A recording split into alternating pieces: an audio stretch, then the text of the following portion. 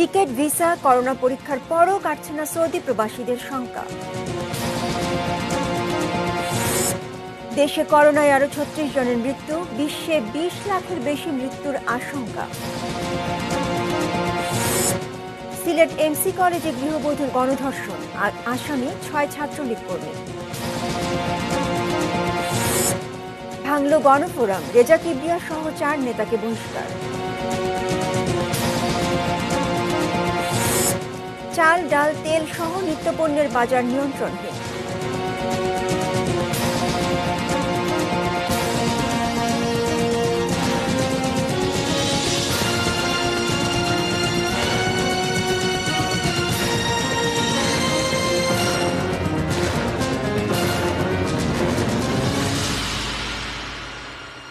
দেখছেন ATN news. সন্ধ্যা ৬টার news আওয়ারে সঙ্গে আছি আমি উর্মি আহসান। শুনছিলেন সংবাদ শিরোনাম। VSL, Angle, Channel, HB, VSL, Bikrampur steel limited. এবারে পুরো সংবাদ। যে কোনো মূল্যে ফিরতে হবে সৌদি আরব, মরিয়া সৌদি প্রবাসীরা। শঙ্কা আর উৎকণ্ঠা নিয়েই ফিরতি টিকেটের লাইনে। তাদের মধ্যে আশা নিরাশার দোলাচল, মাঝে মাঝে সৃষ্টি হচ্ছে বিশৃঙ্খলাও। টিকিট সংগ্রহের তৃতীয় দিনের খবর জানাচ্ছেন সাজেদা সুইটি।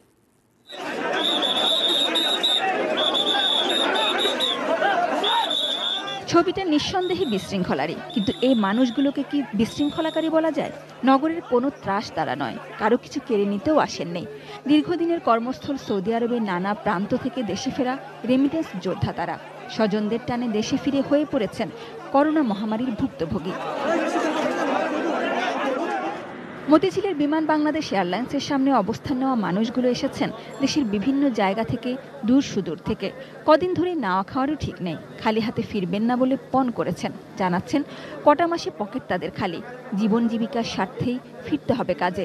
কিন্তু টিকিট দেওয়া শুরু হলেও সমস্যা তাদের কাটেনি। এয়ারলাইন্সের টিকিটগুলো ঠিক আছে বাইরে এজেন্সিতে বিক্রি হচ্ছে, এগুলো নিউজ আমাদের কাছে আছে। 24 দিনের মেয়াদ বাড়াইছে, আমরা অনেকই চেক করছি, এখন পর্যন্ত কারো মেয়াদ বাড়ে নাই। কেউ কেউ সুস্পষ্ট তথ্যটুকুর জন্য দাঁড়িয়ে অনিশ্চয়তা কাটিয়ে আপাতত একটু স্বস্তি চান। মদিনা না দাম্মামও না, তো দাম্মামের যাত্রীরা কি আশ্বাস নিতে পারে যে আমাদের ফ্লাইট নিশ্চিত হইতেছে বা হইতেছে না? আমরা তো আশঙ্কার মধ্যে রয়েছি। বিভিন্ন লোক আসছে, কুয়েত এয়ারলাইন্স, দুবাই এয়ারলাইন্স আর আরবি এয়ারলাইন্স, তাদেরকে নিয়ে সরকার কোনো কথা বলতেছে না। আমার রিটার্ন টিকিট হচ্ছে মের 1 তারিখে, এবং কি আমার 30শে সেপ্টেম্বর পর্যন্ত আমার ডেট আছে, ভিসার মেয়াদ আছে। এখন এটার আগে কিন্তু আমাকে সৌদি ঢুকতে হবে। যদি না ঢুকে তাহলে কি আমাদের ভিসার মেয়াদটা কি পুনরায় বাড়ানো হবে? সরকারিভাবে যদি কোনো সিদ্ধান্ত না আসে, আমরা এখানে লাইন ধরে কষ্ট করে আমাদের কোনো লাভ হবে না। সকল তথ্য কর্তৃপক্ষেরও জানা নেই। 16 থেকে 20 মার্চ যাদের জেদ্দা ও রিয়াদ ফেরার কথা ছিল, দুদিন ধরে চলছে তাদের টিকিট দেয়া। 1 তারিখের ফ্লাইটের অনুমতি পাই নাই, পাইলে আমাদের বিমান ওয়েবসাইটে জানাবে এবং টিভিতে বিভিন্ন মিডিয়াতে প্যাসেঞ্জার জানতে পারবে, আমরাও জানতে পারবো। 16, 17, 18, 19 তারিখের মধ্যে যাদের টিকিট ওই দেশের এজেন্সি রিফান্ড করে ফেলছে, রিফান্ড, সেই সমস্ত ক্ষেত্রে হয়তোবা তাদের টিকিট দেওয়া হতে পারে, কিন্তু নতুন কোনো টিকিট দেওয়া হবে না। সৌদি এয়ারলাইন্সের অফিস থেকে যারা টিকিট পাচ্ছেন তাদেরও শঙ্কা, সময় মতো করোনা টেস্টের রেজাল্ট পাবেন তো, নাকি কাঙ্ক্ষিত টিকিট হাতে পেয়েও ওঠা হবে না ফ্লাইটে। অন্যদিকে গেটের বাইরে টোকেন প্রত্যাশীদের আসার বসতি। তবে আন্দোলনের মধ্যে কেউ যেন বিশৃঙ্খলার সুযোগ নিতে না পারে, আহ্বান আইন শৃঙ্খলা বাহিনীর। বাইরের কোনো লোক এসে এখানে কোনো ঝামেলার চেষ্টা করছে কিনা এই জিনিসটা আপনারা নিশ্চিত করবেন, ঠিক আছে? কেউ টিকিট পেতে আর কেউ অন্তত তথ্যটুকু পেতে মরিয়া। বলছেন করোনায় অনেক কিছু হারিয়েছেন তারা, কিন্তু সবটুকু যেন না হারায় সেজন্য চান সংশ্লিষ্টদের সময় উপযোগী উদ্যোগ, যাতে কাজের জায়গায় ফিরতে পারেন তারা, ফিরতে পারেন ফেলে আসা সেই স্বাভাবিক জীবনেও। Sajeda Sweety, ATN news, Dhaka. Saudi প্রবাসীদের ভিসা আর টিকিট নিয়ে শঙ্কা থাকলেও দ্রুতই মিলছে করোনা পরীক্ষার ফল। ডিএনসিসি করোনা আইসোলেশন সেন্টারে কম সময়ে করোনা পরীক্ষার ব্যবস্থা করেছে কর্তৃপক্ষ। প্রবাসীদের করোনা পরীক্ষার সনদ বাধ্যতামূলক, তাই সশস্ত্র বাহিনীর সার্বিক প্রশাসনিক তত্ত্বাবধানে মহাখালীর ডিএনসিসি মার্কেটে করোনা আইসোলেশন সেন্টারে বিদেশিগামী যাত্রীদের কোভিড-19 টেস্টের এই কার্যক্রম। প্রতিদিন এভাবেই সকাল 9টা থেকে শুরু হয় করোনা পরীক্ষা। প্রথমে টোকেন নেয়া, তারপর ফর্ম পূরণ করে লাইন ধরে অপেক্ষা। দুপুর পর্যন্ত চলে নমুনা সংগ্রহ। এরই মাঝে সেনাবাহিনীর দায়িত্বরা করোনা টেস্ট নিয়ে দেন নানা নির্দেশনা।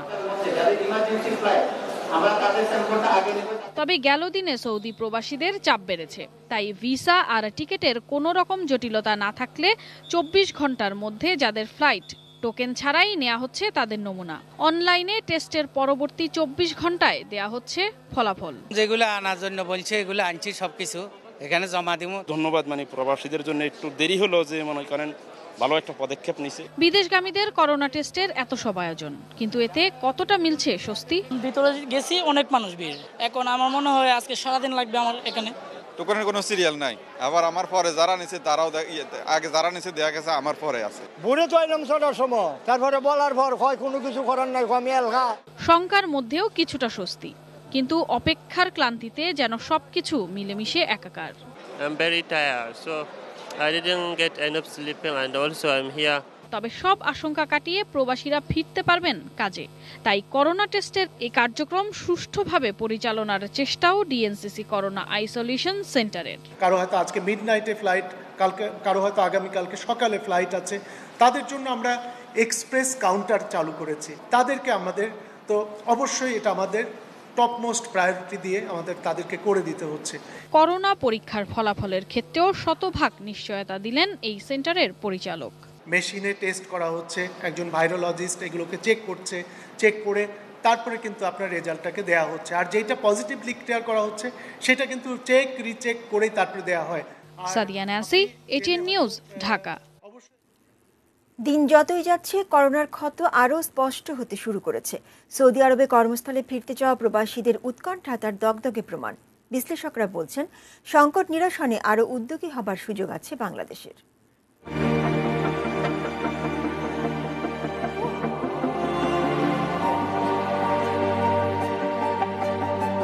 আন্তর্জাতিক শ্রম সংস্থা আইএলওর পূর্বাভাস ছিল করোনায় 19.5 কোটি মানুষ চাকরি হারাবেন, যার মধ্যে 12.5 কোটি মানুষের বসবাস এশিয়া আর প্রশান্ত মহাসাগরীয় দেশগুলোতে।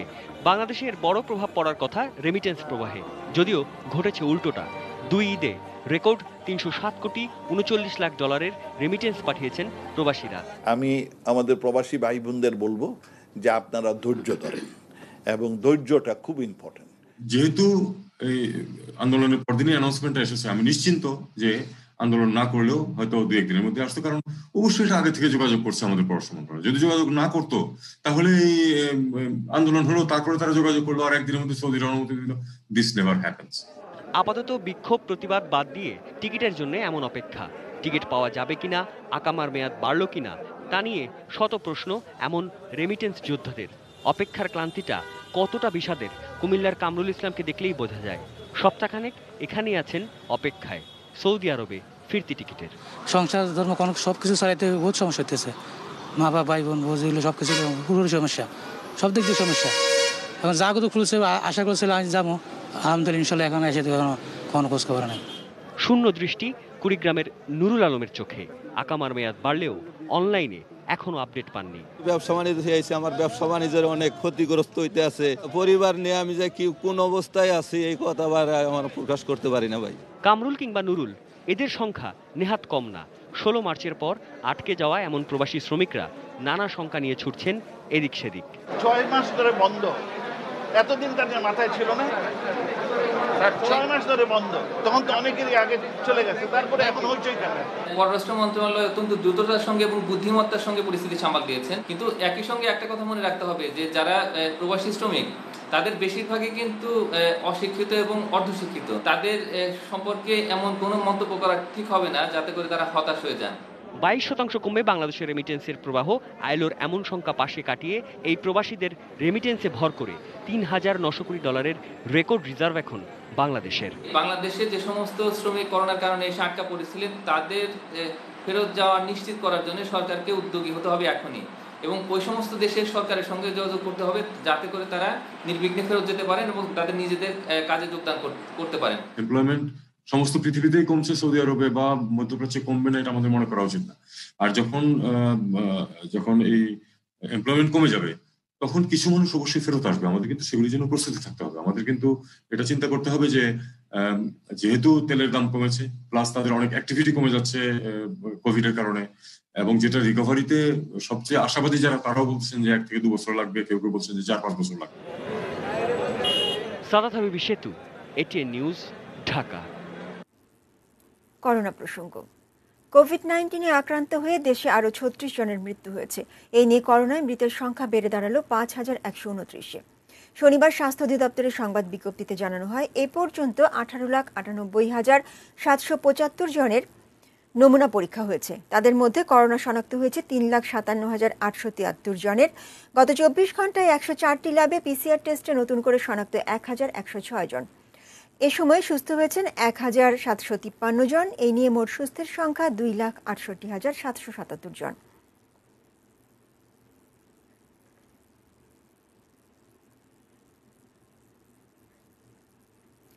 টিকা সহজলভ্য হওয়ার আগেই প্রাণঘাতী নতুন করোনা ভাইরাসে বিশ্বজুড়ে মৃত্যু 20 লাখে পৌঁছাতে পারে বলে সতর্ক করেছে বিশ্ব স্বাস্থ্য সংস্থা WHO।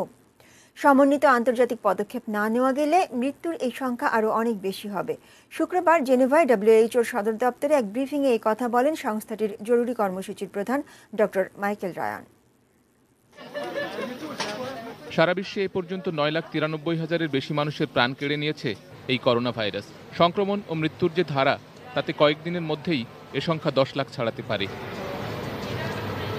এখন উত্তর গোলার্ধের বিভিন্ন দেশে সংক্রমণের নতুন ঊর্ধ্বগতি দেখা যাচ্ছে। শীত বাড়ার সঙ্গে সঙ্গে এই দ্বিতীয় ঢেউয়ের তীব্রতা বাড়ার আশঙ্কা করছেন অনেক বিশেষজ্ঞ। বিশ্বে আক্রান্ত দেশগুলোর মধ্যে এখন যুক্তরাষ্ট্র, ভারত ও ব্রাজিলেই শনাক্ত রোগীর সংখ্যা সবচেয়ে বেশি। এ পর্যন্ত বিশ্বে 3,27 লাখের বেশি কোভিড রোগীর সন্ধান মিলেছে। এর মধ্যে এই 3টি দেশে আক্রান্ত হয়েছেন 1,78 লাখের বেশি। সাম্প্রতিক দিনগুলোতে ইউরোপ জুড়ে আবারও করোনার বিস্তার শুরু হয়েছে। পরিস্থিতি মোকাবেলায় মহামারীর প্রথম ঢেউয়ের মতো এবারও বিভিন্ন দেশ লকডাউনের মতো কঠোর পদক্ষেপ নেওয়ার কথা ভাবছে। ইউরোপে শনাক্ত রোগীর সংখ্যা বৃদ্ধিকে ইঙ্গিত করে বিশ্ব স্বাস্থ্য সংস্থার জরুরি কর্মসূচির প্রধান ডক্টর রায়ান বলেন, সব মিলিয়ে বেশ বড় অঞ্চল জুড়েই কোভিড-19 রোগের উদ্বেগজনক উত্থান দেখা যাচ্ছে। আর যে কারণে কার্যকর একটি টিকা সহজলভ্য হওয়ার আগেই করোনায় মৃত্যু 20 লাখ ছোঁয়ার আশঙ্কা থেকে যাচ্ছে। কোভিড-19 রোগের চিকিৎসার যত উন্নতি হবে, মৃত্যুহার তত কমে আসবে বলেও আশাবাদ তার। There's the issue of scale up, there's the issue of funding these vaccines, there's the issue of distributing these vaccines, and then the issues of acceptance. And beyond that, with the work we still have to do in controlling this disease. And remember, we have things we can do now to drive transmission down and drive down the number of deaths. COVID-19 নিয়ন্ত্রণে সব ধরনের পদক্ষেপ নিতে বিশ্বের বিভিন্ন দেশের সরকারের প্রতি আহ্বান জানিয়েছেন এই বিশেষজ্ঞ। তবে তার প্রশ্ন, এ সংখ্যা এড়াতে প্রয়োজনীয় প্রস্তুতি কি নিয়েছি আমরা? তবে আশার কথা হচ্ছে, বিশ্বজুড়ে করোনা সংক্রমণ বাড়লেও সুস্থতার হারও বাড়ছে। শেখ সালাম, ডেস্ক রিপোর্ট, এটিএন নিউজ। সিলেটে গণধর্ষণের মতো আরও একটি ন্যাক্কারজনক ঘটনার জন্ম দিল ছাত্রলীগ। শুক্রবার রাতে এনসি কলেজ ক্যাম্পাসে বেড়াতে আসা এক দম্পতিকে তুলে নিয়ে স্বামীকে ছাত্রাবাসে আটকে রেখে স্ত্রীকে গণধর্ষণ করে ছাত্রলীগ কর্মীরা। সিলেট থেকে বিস্তারিত জানাচ্ছেন প্রতিনিধি সজল ছত্রী, ক্যামেরায় ছিলেন অনিল পাল। করোনায় যখন শিক্ষা প্রতিষ্ঠান বন্ধ, তখন নির্জন পরিবেশ সিলেটের ঐতিহ্যবাহী এমসি কলেজের ক্যাম্পাসে।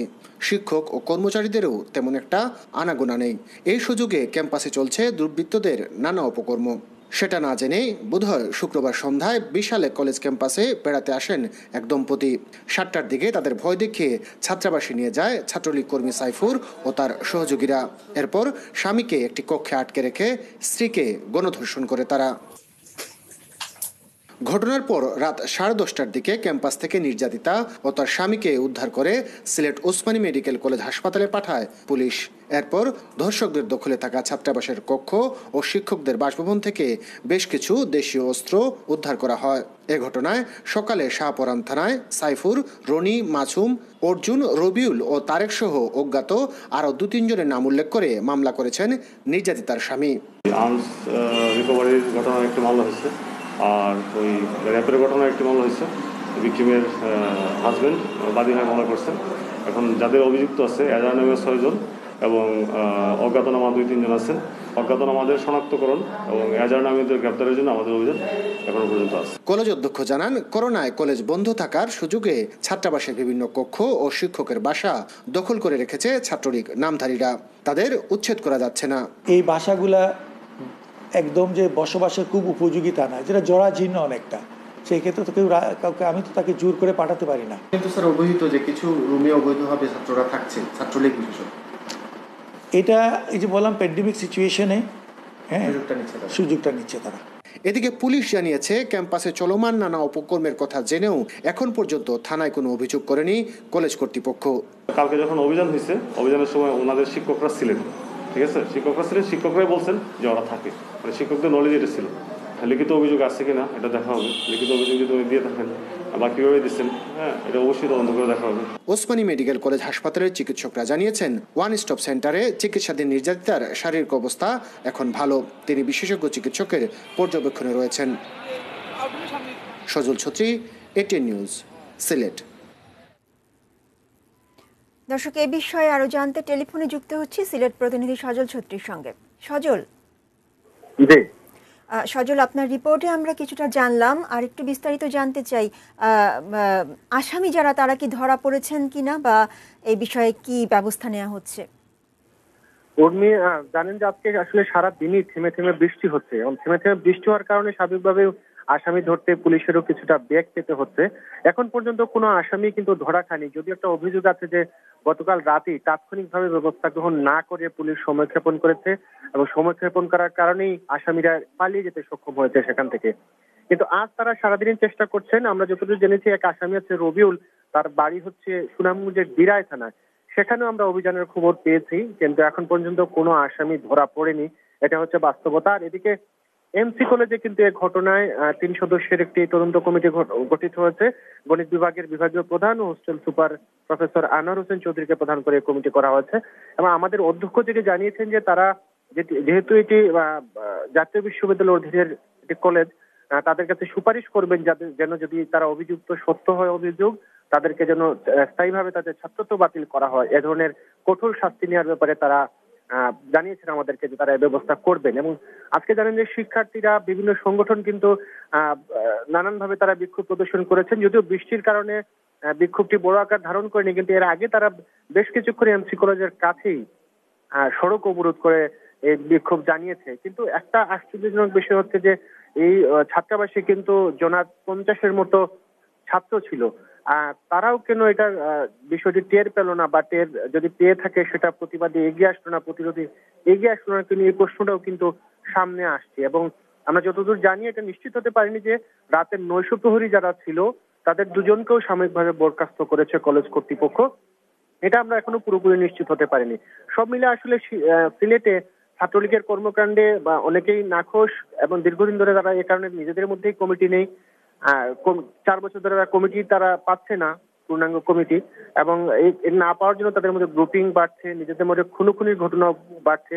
এমসি কলেজ ছাত্রাবাসে জানেন যে আগুন দেওয়ার ঘটনা ঘটেছিল এবং সর্বশেষ এই ধর্ষণের ঘটনাটি মানুষকে স্তম্ভিত করেছে, হতাশ করেছে আসলে যে ছাত্রলীগের এই কর্মকাণ্ড এবং ছাত্রলীগ নামধারী যারা এটা যাদের তারা ছোট্ট ছায়া তারা এই কর্মকাণ্ড চালাচ্ছে তাদের জন্য প্রতিহত করা হয়, এই আহ্বানে আসলে আজকে যারা বিক্ষোভ করছে তারা জানিয়েছেন। সজল, আপনাকে অনেক ধন্যবাদ। দর্শক, সিলেট থেকে আমাদের সাথে টেলিফোনে যুক্ত হয়েছিলেন আমাদের সেখানকার প্রতিনিধি সজল ছত্রী। চলে যাচ্ছি পরের খবরে। আনুষ্ঠানিকভাবে ভেঙে গেল গণফোরাম। ডক্টর কামালকে ছাড়াই দলটির বর্ধিত সভা করে সাধারণ সম্পাদক রেজা কিবরিয়া সহ 4 নেতাকে বহিষ্কার করা হয়েছে। মূলত এই বর্ধিত সভার মাধ্যমেই বিভক্ত হলো গণফোরাম। জাতীয় প্রেস ক্লাবে এই সভায় আগামী 26 ডিসেম্বর দলের জাতীয় কাউন্সিল অনুষ্ঠানের ঘোষণা দেওয়া হয়েছে। এর প্রস্তুতি কমিটির আহ্বায়ক হয়েছেন মোস্তফা মহসিন মন্টু। বর্ধিত সভার মূল ভূমিকায় ছিলেন অধ্যাপক আবু সাইদ, মোস্তফা মহসিন মন্টু, সুব্রত চৌধুরী এবং জগলুল হায়দার আফ্রিক।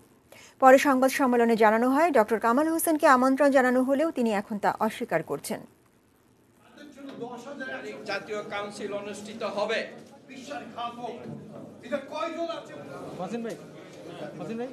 এবং 1 বছর পরে পূর্ণাঙ্গ সম্মেলন সম্পূর্ণভাবে অগঠনতান্ত্রিক পদ্ধতিতে এই সংগঠন চলে আসছে এবং যারা দীর্ঘদিনের পোরখাও কর্মী কাজ করেছে এবং নবাগতরা এসে তাদেরকে বহিষ্কার করে দিচ্ছে।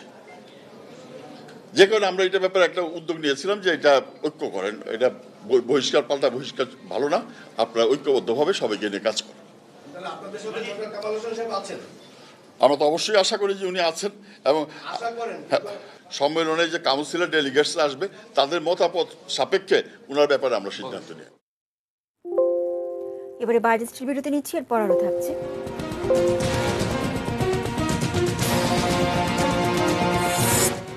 নীলা হত্যা মামলার মূল আসামি মিজান 7 দিনের রিমান্ডে। খাগড়াছড়িতে ডাকাতিকালে গণধর্ষণের ঘটনায় 7 জনকে গ্রেপ্তার।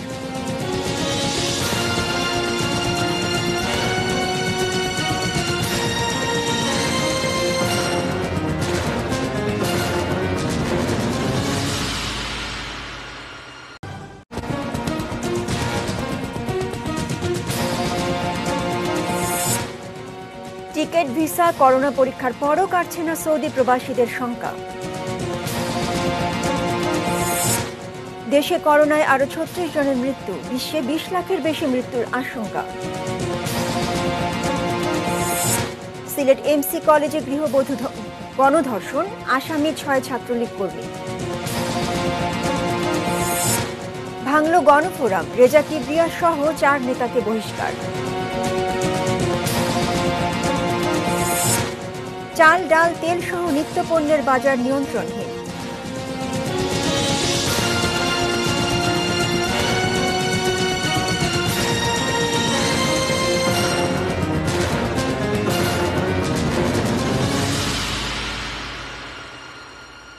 বিরতির পর আবারও আমন্ত্রণ সন্ধ্যা 6টার নিউজ আওয়ারে। শিরোনাম শুনছিলেন।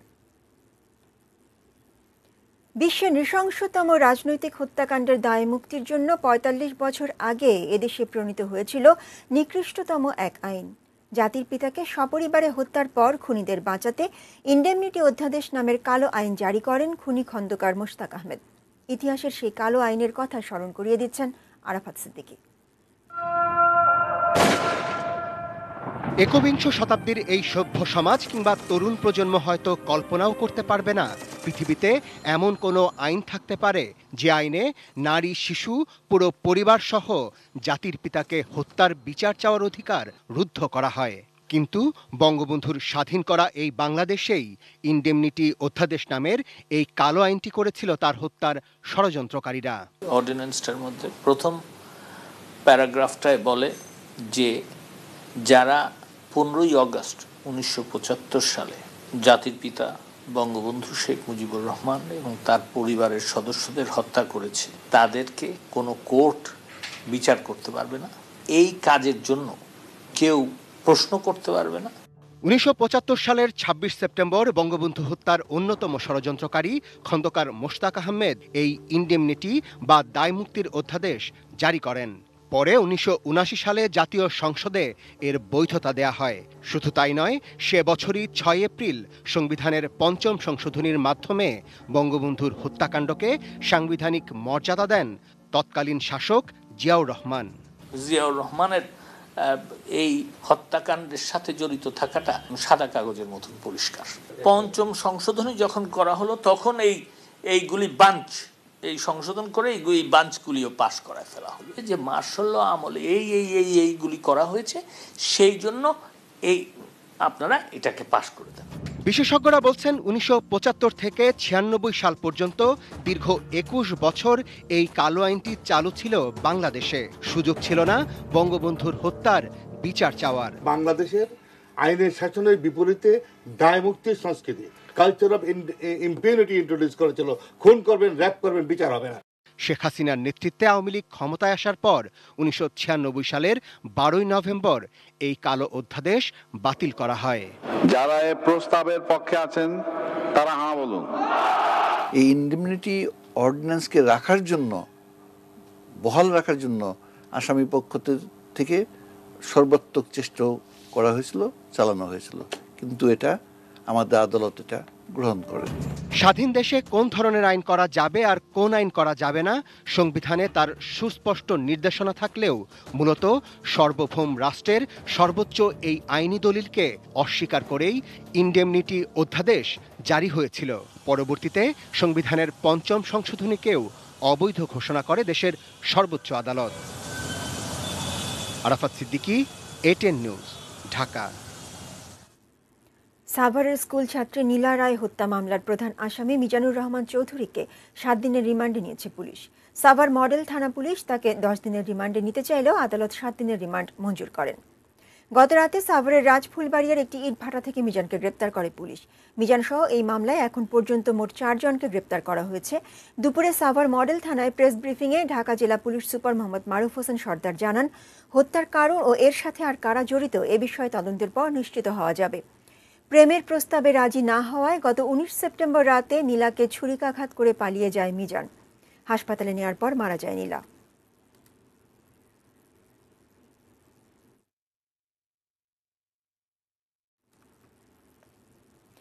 খাগড়াছড়িতে ডাকাতি চালিয়ে বুদ্ধি প্রতিবন্ধী তরুণীকে গণধর্ষণের ঘটনায় 7 জনকে গ্রেপ্তার করেছে পুলিশ। শনিবার দিনভর খাগড়াছড়ি ও চট্টগ্রামের বিভিন্ন এলাকায় অভিযান চালিয়ে তাদের গ্রেপ্তার করা হয়। পুলিশ জানিয়েছে বাকি আসামিদের ধরার চেষ্টা চলছে। এদিকে খাগড়াছড়ি জেলা সদর হাসপাতালে চিকিৎসাধীন গণধর্ষণের শিকার নারীর মেডিকেল পরীক্ষা সম্পন্ন হয়েছে। গত বুধবার রাতে জেলা শহরের বলপাইয়া আদাম এলাকায় ডাকাতিকালে এই ঘটনা ঘটে। এ ব্যাপারে থানায় নারী ও শিশু নির্যাতন ও ডাকাতির 2টি মামলা করেছে ভুক্তভোগী পরিবারটি।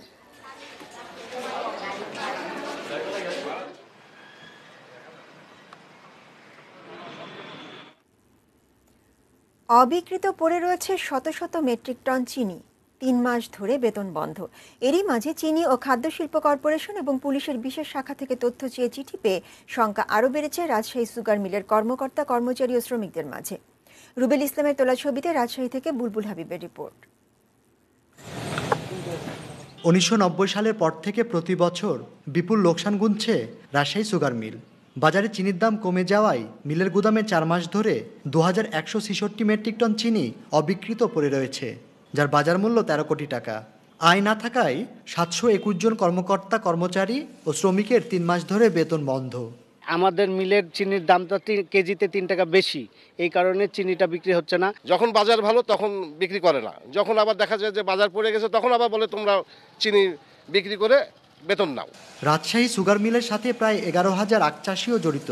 কয়েকদিনের ব্যবধানে চীন ও খাদ্য শিল্প কর্পোরেশন এবং পুলিশের বিশেষ শাখা থেকে সার্বিক তথ্য চেয়ে চিঠি আসায় ছড়িয়েছে শঙ্কা, সরকারি পাটকলের মতো চিনিকলনা বন্ধ হয়ে যায়। শ্রমিক কর্মচারীরা খুব হতাশায় পড়ে গেছে। হঠাৎ করে এই ধরনের চিঠি আসলে কেউ আশা করে নাই। অনেকে এই সুগার মিলের উপরে চাকরিজীবী, যারা আমরা চাকরিজীবী করি, আমরা সবাই সুগার মিলের উপরে আমরা জীবিকা নির্বাহ করি। এসব বিষয়ে ব্যবস্থাপনা পরিচালক ক্যামেরার সামনে কথা বলতে চাননি। মুঠোফোনে তিনি জানান, চিনি বিক্রি করে বেতন পরিশোধের জন্য মন্ত্রণালয় থেকে বলা হয়েছে, আর চিঠিতে শুধু তথ্য চাওয়া হয়েছে। সদর দপ্তর থেকে আমাদের কোনো চিঠি দেয়, এমনি একটা তথ্য জানতে যে কতজন লোক সংখ্যা আছে এবং আপনাদের কোনো চিনি মজুদ আছে কিনা, এইরকম কোনো আশঙ্কা এই মুহূর্তে আমরা কিছু বলতে পারতেছি না। 1 নম্বর, 2 নম্বর হল যে এই মর্মে এই ধরনের কোনো মিটিংও আমাদের হয়নি। Bulbul Habib, ATN news, Rajshahi. Social Islami bank limited বাণিজ্য সংবাদ।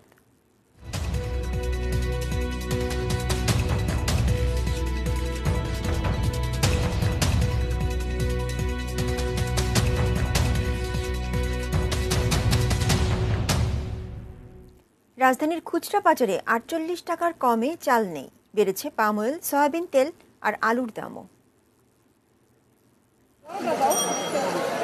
রাজধানীর বাজারে সব ধরনের চালের দাম আর এক দফায় বেড়েছে। রাজধানীর শাহজাহানপুর, মালিবাগ বাজার, কারওয়ান বাজার, কদমতলী বাজার, সূত্রপুর বাজার, শ্যামপুর বাজার, কচুক্ষেত সহ কয়েকটি বাজার ঘুরে দেখা গেছে অতি সাধারণের খাবারের চালের দামই বেড়েছে বেশি। বিশেষ করে মোটা চালের দাম। এই চালের দাম কেজি প্রতি 4 থেকে 5 টাকা বেড়ে হয়েছে 44 থেকে 50 টাকা। চাল কিনতে গেলে তো মানুষের অনেক কষ্টই হচ্ছে। আমি আগে নিতাম 5 কেজি 250 টাকা দিয়ে, আজকে বলতেছে একটু দাম বাড়তি মোকামে 280 টাকা দিতে হবে। টাকা বাড়বে কোথায়? ইনকাম তো কমে গেছে মানুষের। আমাদের মতো মধ্যবিত্তদের জন্য অনেক কষ্ট। খুচরা বিক্রেতারা বলছেন কোনো কারণ ছাড়াই বাড়ছে চালের দাম, ফলে বিক্রিও কমছে তাদের। অনেক কাস্টমার জিজ্ঞেস করে কম দামি চাল আছে, আমরা কই না ভাই কম দামি চাল নাই, 48 কোনো চাল নাই, ওই চালটাকে দিব 4-5 টাকা বাড়ছে। বড় মেলালা বলতে চাল দাম আরো বাড়বে। 1 কেজি চালে 10 টাকা বাড়ছে, কিন্তু 1 কেজি ধানে তো এখন 10 টাকা বাড়ে না। এই ধানটা তো কৃষক এখন আর বেচে না। কৃষক ধান বেচলে যে বৈশাখ মাসে, তাহলে উনারা এখন এই 10 টাকা কেন বেশি নিতে আসে? সরাসরি মেলে যায়, হানা দানো দরকার যে আপনারা ধানগুলো কবে বিক্রি করছেন, চালটা উৎপাদন করে কবে বিক্রি করতেছেন। এই ফারাকটা শেষ করলে বাজারে চালের দাম আর বাড়ে না। ঢাকায় সবথেকে বড় চালের আড়ত মোহাম্মদপুর কৃষি মার্কেটের চাল ব্যবসায়ীরা বলছেন, চাল আমদানির ঘোষণা দিলেই কমতে শুরু করবে চালের দাম। আমরা তো মিল মালিকের সাথে ব্যবসা করি, তারা যখন দামটা বাড়ায় দেয় তখন আমরা দাম বাড়ায় বিক্রি করতে হয়, কারণ বেশি দাম দিয়ে কিনলে বেশি দাম দিয়ে বেচতে হয়। এক সপ্তাহ ব্যবধানে রাজধানীতে পাম অয়েল ও সয়াবিন তেলের দাম বেড়েছে লিটারে অন্তত 10 টাকা করে। খুচরায় 73 টাকার পাম অয়েল এখন বিক্রি হচ্ছে 84 টাকায়, 85 টাকার সয়াবিন তেল বিক্রি হচ্ছে 95 টাকায়। আগে ছিল আপনার এটা গ্যালান 330 টাকা, এখন হচ্ছে আপনার 420 টাকা। দাম বাড়ার কারণ জানেন না বিক্রেতারা। এটা কারণ দাদা আমরা বলতে না, আমাকে আমরা জিজ্ঞেস করলে তুমি পারলে বেচতে নাও, না পারলে বাদ দাও। নিত্য প্রয়োজনীয় পণ্যের বাজারে আলুর দাম বেড়েছে। প্রতি কেজি আলু বিক্রি হচ্ছে 38 থেকে 40 টাকায়। Tahid Saurav, ATN news, Dhaka. Metal presents কৃষি সংবাদ, সুজলা সুফলা।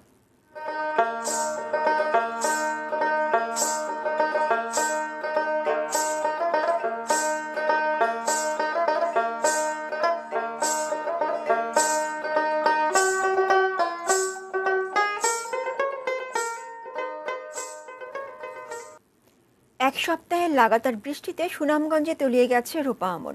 অসময়ের এই বৃষ্টিতে ধান ডুবে যাওয়ায় বিপাকে পড়েছেন কয়েক হাজার কৃষক। চাষিরা জানিয়েছেন 3 দফা বন্যার পরে মৌসুমের শেষে জমিতে আমনের চারা রোপণ করেছিলেন তারা, তবে এই আশ্বিনে ফসলের ক্ষেত যেভাবে ডুবেছে তাতে ধান আর হবে না। জেলা কৃষি সম্প্রসারণ অফিস জানিয়েছে 11 উপজেলায় এবার আমনের লক্ষ্যমাত্রা ছিল 81,387 হেক্টর। এর মধ্যে 1900 হেক্টর জমির ফসল পানিতে ডুবেছে। তবে কৃষকদের দাবি ডুবে যাওয়া জমির পরিমাণ এর চেয়ে অনেক বেশি।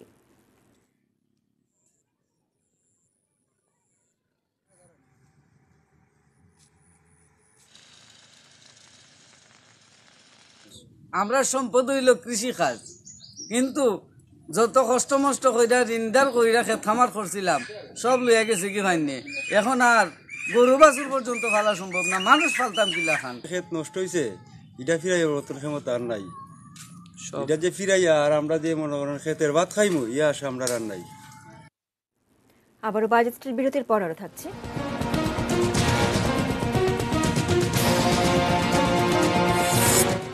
মাদক সংশ্লিষ্টতার অভিযোগে দীপিকা পাড়ুকোনকে 6 ঘন্টা জেরা। পিছিয়ে যাচ্ছে বাংলাদেশের শ্রীলঙ্কা সফর।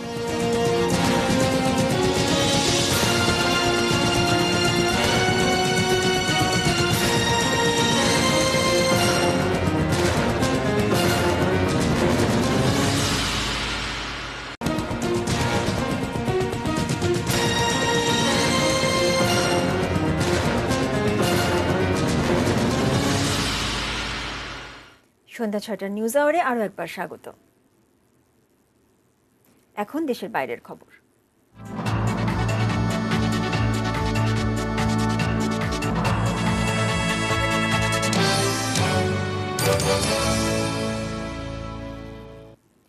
বলিউড অভিনেত্রী দীপিকা পাড়ুকোনকে মাদক সংশ্লিষ্টতার অভিযোগে 6 ঘন্টা জিজ্ঞাসাবাদ করেছে ভারতের নার্কোটিক্স কন্ট্রোল ব্যুরো এনসিবি।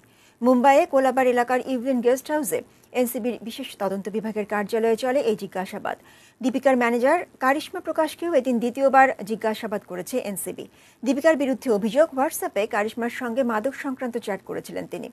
অভিনেতা সুশান্ত সিং রাজপুতের মৃত্যুর তদন্তে বলিউডে মাদক চর্চার তথ্য উঠে আসার পরিপ্রেক্ষিতে এই দিন অভিনেত্রী সারা আলী খান এবং শ্রদ্ধা কাপুরকেও জিজ্ঞাসাবাদ করা হয়েছে।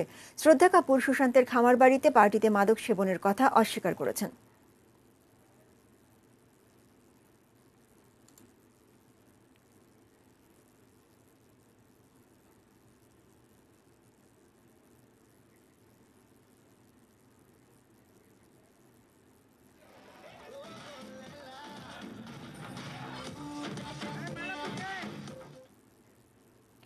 লিবিয়া থেকে ইউরোপ যাওয়ার পথে আবারও ভূমধ্য সাগরে অভিবাসন প্রত্যাশীদের নিয়ে নৌকাডুবির ঘটনা ঘটেছে। এই দুর্ঘটনায় বাংলাদেশ সহ বিভিন্ন দেশের 22 জনকে জীবিত উদ্ধার করা হয়। বার্তা সংস্থা এপি জানায় যে 3টি মরদেহ উদ্ধার হয়েছে, তার মধ্যে একজন সিরীয় পুরুষ ও একজন নারী রয়েছেন। অন্যজনের পরিচয় জানা যায়নি। উদ্ধার হওয়া 22 জন বাংলাদেশ, মিশর, সিরিয়া, সোমালিয়া ও ঘানার নাগরিক। ত্রিপুরার পূর্বাঞ্চলের এলাকা জিলটন থেকে গত বুধবার সন্ধ্যায় নৌকাটি যাত্রা শুরু করে। লিবীয় উপকূল রক্ষীরা জানান তারা উদ্ধার কার্যক্রম অব্যাহত রেখেছেন। জাতিসংঘের তথ্য অনুযায়ী 2014 সালের পর প্রায় 20,000 মানুষ মারা গেছে এই অঞ্চলে।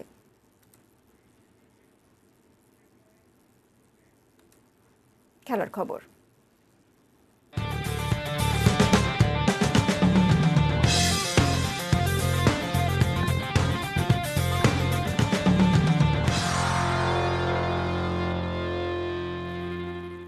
বাংলাদেশের শ্রীলঙ্কা সফর পিছিয়ে যাচ্ছে জানিয়েছেন cricket operations chairman Akram Khan.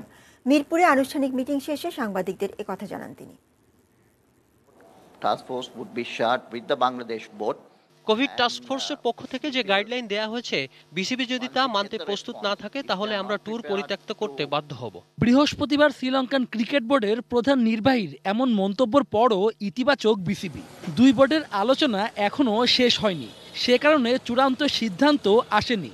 Lankan task force সিদ্ধান্ত বদলাবে না বলে জানালেও আশা ছাড়ছে না বিসিবি, কারণ দ্বীপ দেশটির প্রিমিয়ার লিগ পিছিয়ে যাওয়ায় সফর যে শেষ পর্যন্ত হতে পারে সে চিন্তা নিয়েই এগিয়ে যাচ্ছে বাংলাদেশ ক্রিকেট বোর্ড। যদি পজিটিভলি সবকিছু হয় তো হয়তো আমরা হয়তো আগামী মাসের 7 থেকে 10 তারিখের মধ্যে আমরা যেতে পারি। এদিকে 3 ম্যাচের জায়গায় 2 ম্যাচের টেস্ট সিরিজ হবে সেটি নিয়ে আলোচনা হলেও বিষয়টি নাকচ করে দিয়েছেন ক্রিকেট অপারেশনস প্রধান। যেহেতু সময় আছে, ওদের টি20 যেটা হওয়ার কথা ছিল সেটা তো হচ্ছে না। তো যেহেতু টেস্ট চ্যাম্পিয়নশিপে আপনার টেস্ট 3টাই ছিল, তো সেটাই থাকবে। সফর পিছিয়ে যাওয়ায় রোববার থেকে ক্রিকেটারদের 3 দিনের ছুটি দেওয়া হয়েছে, তবে হোটেলে থাকতে হবে জৈব সুরক্ষা নিয়মের মধ্যেই। 3 দিনের ব্রেক দিয়েছি, যে আপনার ওরা 3 দিনের পর আমরা কিন্তু আবার প্র্যাকটিস কন্টিনিউ করব। যেহেতু ট্যুর আপনার পিছাচ্ছে, আমরা যে তারিখে যাওয়ার কথা ছিল, তো আমাদের হাতে সময় আছে, আমরা আবার সেটা হয়তো আরো কিছুদিন আমরা ওয়েট করব। আগামী 3-4 দিনের মধ্যে সফর নিয়ে আনুষ্ঠানিক ঘোষণা আসবে। শেষ পর্যন্ত বহুল আলোচিত সফর বাতিল হলে বিসিবি অন্য চিন্তাও করে রেখেছে। শুভ দেবনাথ, এটিএন নিউজ, ঢাকা। শেষ করার আগে এক নজরে শিরোনামগুলো জানিয়ে দিচ্ছি আরো একবার।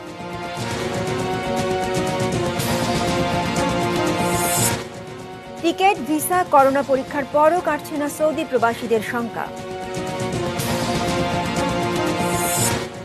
দেশে করোনায় আরো 36 জনের মৃত্যু, বিশ্বে 20 লাখেরও বেশি মৃত্যুর আশঙ্কা। সিলেট এমসি কলেজে গৃহবধূ গণধর্ষণ, আসামি 6 ছাত্রলীগ কর্মী। কিবরিয়া সহ 4 নেতাকে বহিষ্কার। চাল, ডাল, তেল সহ নিত্যপণ্যের বাজার নিয়ন্ত্রণে।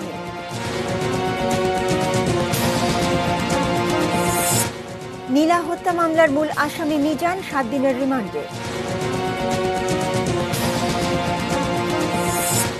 খাগড়াছড়িতে ডাকাতিকালে গণধর্ষণের ঘটনায় 7 জনকে গ্রেপ্তার। মাদক সংশ্লিষ্টতার অভিযোগে দীপিকা পাড়ুকোনকে 6 ঘন্টা জেরা। এবং পিছিয়ে যাচ্ছে বাংলাদেশের শ্রীলঙ্কা সফর।